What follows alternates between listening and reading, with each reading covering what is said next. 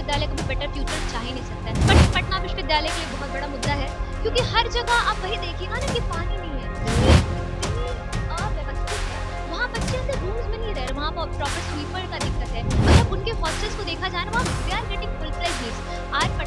Are we students of Patna university getting that needs? No, ground level से शुरू करना पड़ेगा, हमें एडमिनिस्ट्रेशन कोऑर्डिनेट करना पड़ेगा।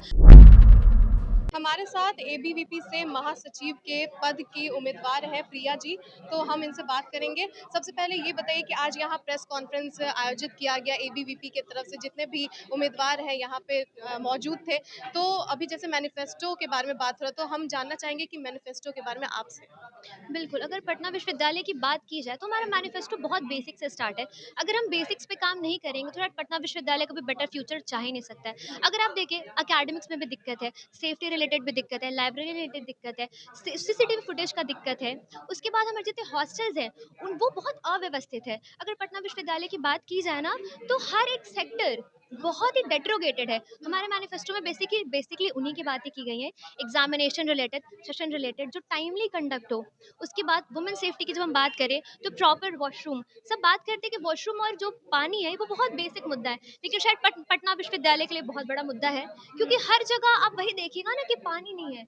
मैंने कैंपस घूमा है, मैं कैंपस घूम रही हूँ, कैंपेनिंग मैंने किया, वहाँ पे एक ही कि दीदी यहाँ पानी की कमी है, दीदी यहाँ वॉशरूम्स की कमी है। मतलब आप लोग ग्राउंड पर जाकर ये सिर्फ चेक किए हैं, सर्वे किए हैं? जी बिल्कुल, हमने ग्राउंड पे जाके सबसे पूछा है। और बात रही छात्रावास की, तो छात्रावास है ना, उनकी हालत इतनी इतनी अव्यवस्थित है, वहाँ बच्चे ऐसे रूम्स में नहीं रह रहे, वहाँ प्रॉपर स्वीपर का दिक्कत है।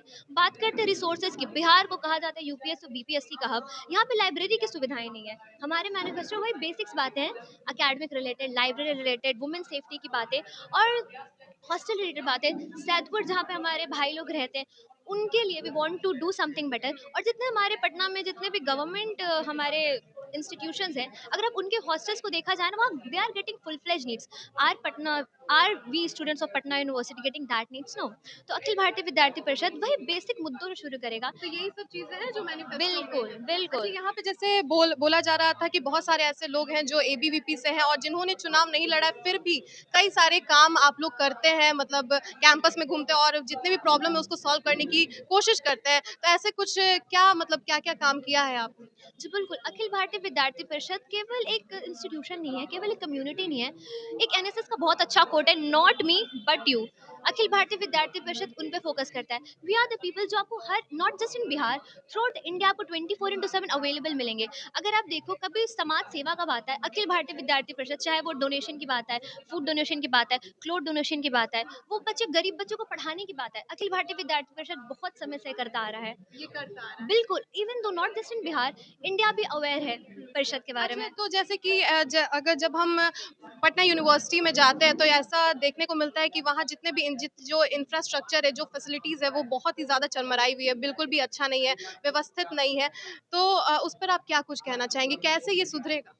मैं क्या पहले कहना ये चाहूँगी ना, हमारा पटना विश्वविद्यालय बहुत ऐतिहासिक रहा है। लेकिन मैंने एक बात अभी कॉन्फ्रेंस में भी कि पटना विश्वविद्यालय ने शायद कभी समय के साथ परिवर्तन सीखा ही नहीं। और अगर सीख लिया होता तो हमारे इंफ्रास्ट्रक्चर की हालत ऐसी नहीं होती। तो ये बहुत ग्राउंड लेवल से शुरू करना पड़ेगा, हमें एडमिनिस्ट्रेशन कोऑर्डिनेट करना पड़ेगा। हम बात करते हैं पटना विश्वविद्यालय को सेंट्रल यूनिवर्सिटी बनाने की, लेकिन शायद वो सेंट्रल यूनिवर्सिटी के 1% भी इर्द-गिर्द नहीं है। अगर हमें काम चाहिए तो हमें एडमिनिस्ट्रेशन को बोलना पड़ेगा that we student want full fledge need, not just in terms of academics, not just in terms of safety, but as well as in terms of infrastructure to.